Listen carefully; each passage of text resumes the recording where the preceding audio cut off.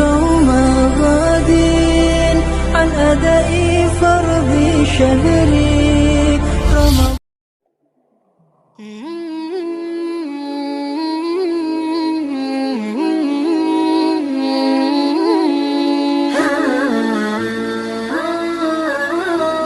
Assalamualaikum warahmatullahi wabarakatuh.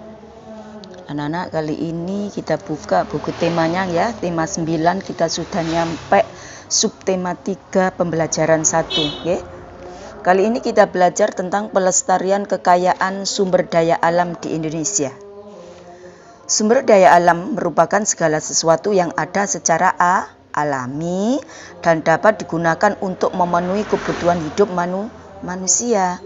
Sedangkan pelestarian adalah suatu proses atau teknik yang didasarkan pada kebutuhan individu sendiri.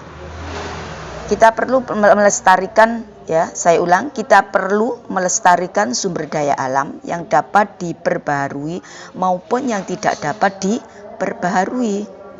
Nah, jika kita melestarikan sumber daya alam, maka kita dapat menghemat sumber daya alam tersebut. Nah, untuk masa sekarang dan sebagai cadangan untuk masa yang akan datang. Nah, anak-anak, dalam pembelajaran 1 kita belajar tentang menentukan ide pokok bacaan. Suatu teks bacaan terdiri atas beberapa paragraf. Setiap paragraf terdiri dari beberapa kalimat dan memiliki ide pokok dan kalimat utama. Ide pokok disebut juga gagasan pokok atau gagasan utama. Nah, ide pokok merupakan masalah utama yang dibahas dalam lingkup bacaan. Anak-anak, ide pokok dapat terletak di awal, di akhir, ya, di awal dan di akhir atau menyebar di seluruh paragraf. Nah, ide pokok dalam suatu paragraf terdapat dalam kalimat utama. Apa itu kalimat utama? Atau kalimat yang memuat ide pokok. Ya. Ide pokok diperjelas dengan gagasan penjelas. Gagasan penjelas dimuat dalam kalimat-kalimat penjelas. Nah, anak-anak, berdasarkan isi bacaan, kamu juga dapat membuat kalimat tanya, ya. Kalimat tanya yang kamu susun dapat menggunakan kata tanya seperti apa, siapa, di mana, kapan, bagaimana, dan mengapa. Coba perhatikan, pada halaman 62 ada teks suatu bacaan tentang dampak dari pengambilian sumber daya alam. Ya. Contoh pemanfaatan sumber daya alam anak-anak yang tidak memperhatikan kelestarian lingkungan, ya. Contohnya penebangan liar, pengambilan ikan, ya. Artinya pengambilan ikan dengan pukat harimau atau bom atau aliran listrik itu dilarang anak-anak, atau racun yang sangat merusak lingkungan laut. Yang ketiga, pemanfaatan sumber daya alam. Artinya pemanfaatan sumber daya alam berupa barang tambang secara terus-menerus dapat menimbulkan bencana. Nah, anak-anak, kita lanjutkan ya. Dalam pembelajaran 1 tentang melestarikan kekayaan alam hayati. Kekayaan alam hayati meliputi semua hewan dan tumbuhan.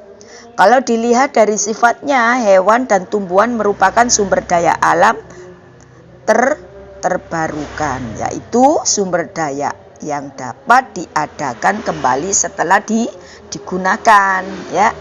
Hewan dan tumbuhan dapat diadakan kembali melalui budidaya. Nah, berikut adalah anak-anak usaha untuk melestarikan kekayaan hayati berupa hewan dan tumbuhan. Yang pertama, tidak melakukan penebangan dan pembakaran hutan.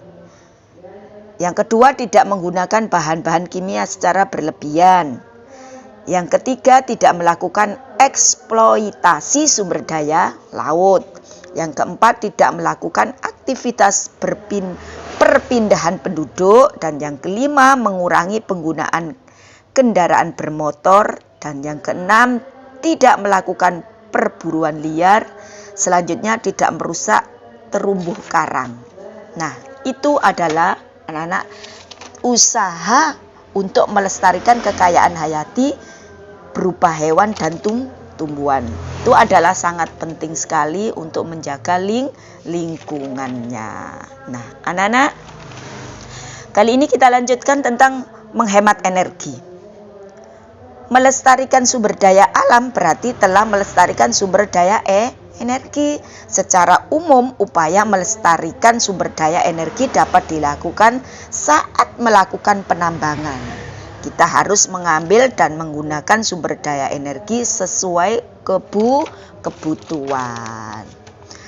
Nah, pengolahan sumber energi akan menghasilkan energi untuk memenuhi kebutuhan energi masyarakat, ya. Energi tersebut harus digunakan secara hemat. Inilah salah satu upaya melestarikan sumber daya energi yang paling baik dan mudah dilakukan. Nah, anak-anak, saya kira ya pembelajaran subtema 3 dalam tema 9 saya cukupkan sampai di sini ya, pembelajaran 1. Mudah-mudahan anak-anak diberi Allah Subhanahu wa taala ilmu yang bermanfaat dan semangat walaupun kita menerima pelajaran ini dalam kondisi puasa. Mudah-mudahan tambah semangat, bermanfaat fid dini wa dunya wal akhirah. Saya akhiri, wassalamualaikum warahmatullahi wabarakatuh.